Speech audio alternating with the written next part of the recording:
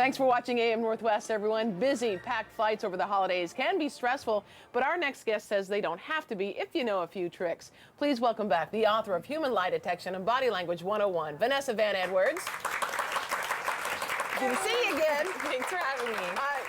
When I follow you on Facebook, you're the one that's flying here, flying there. You were in Turkey for Thanksgiving, and that's ironic. Right. Yeah. I was like, let's have a little pun for Thanksgiving. And where are you going next? Africa. Wow. Going to Africa, yeah, next week. That's incredible. Okay, so let's talk about some tips that you have, because I know I do get stressed out.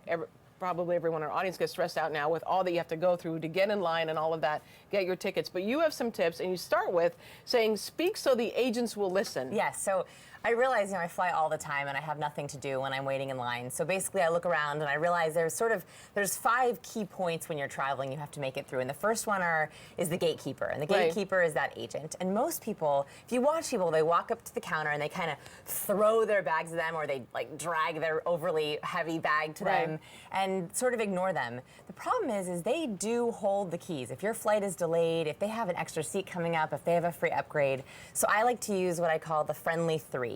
This is how you should treat every gate agent. So it's smile, use their name, and thank them. Smart. So most people don't think about thanking a gate agent, but actually it's the best way to start something, because they have it the worst, right? They do. They see the worst. Actually, I told my husband to flirt with a few gate agents. There you go. So maybe a 3+ and flirt if you can. So go up and say, "Good morning, Helen. So good to see you.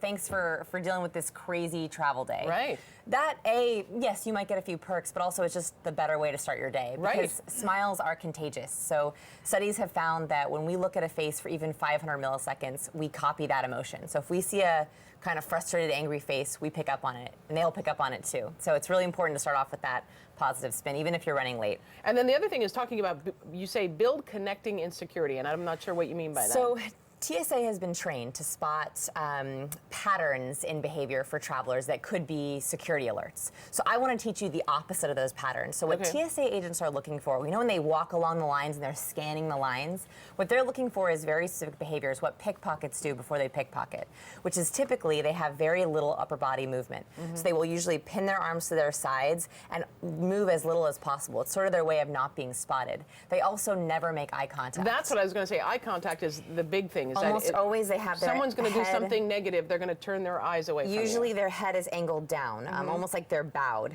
So what you want to do is the exact opposite. If you don't want to be pulled out of line, is you want to have lots of movement. So you want to be looking around, you want to be making eye contact with the agent. That shows them that you're not anxious and you're not trying to hide from them. That will much, much more lessen your likelihood of being called out of line for extra security. Well, that's perfect. That makes sense. So let's talk about lines. Okay, so there's a lot of waiting in lines, and the biggest mistake you can make is approaching a line timidly.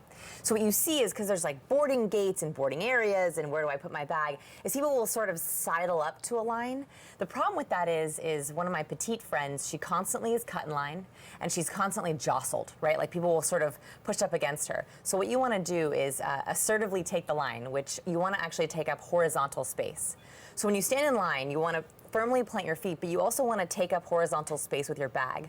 So instead of having your bag behind you or in front of you, put it on each side of you. Put it on the side of you. That actually, it claims that horizontal line. You will be much less likely you will be cut, and much less likely you will be pushed when it comes to getting in line. So that's claiming your space. Claiming your space, especially horizontally. Don't get small. Actually get big, because that means people will take your lead. Which and then you say, make friends who fly. Yes. So what you want to do when you get on a flight, there's a couple things, and the seat is the biggest barrier. So when you get to a seat, you want the armrest, you want the foot space. Yes. Yes. So first what you want to do is make sure it's kind of a tiered approach. If someone's taking that armrest, what you don't want to do is push up against them. So put your arm out for like this.